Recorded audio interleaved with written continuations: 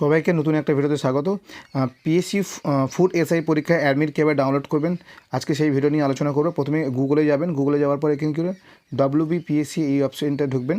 ঢোকার পরে এখানে দেখতে পাচ্ছেন সেই ওয়েবসাইটটাতে ক্লিক করবেন। ক্লিক করার পরে একটু ওয়েট করবেন, দেখবেন এরকম একটা ওয়েবসাইট আসবে এবং লেখাচ্ছে যে এই বর্তমান যে ওয়েবসাইটটা রয়েছে এটা চেঞ্জ হয়ে গেছে।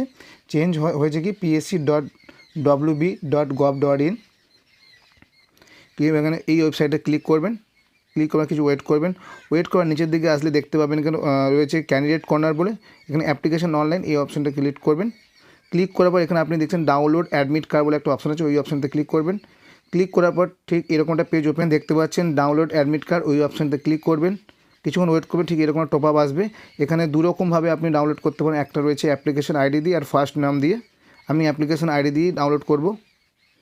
দেন ডাউনলোড, কিছুক্ষণ ওয়েট করব। দেখুন অ্যাডমিট কার্ড ডাউনলোড হয়ে গেছে। ভিডিওটি ভালো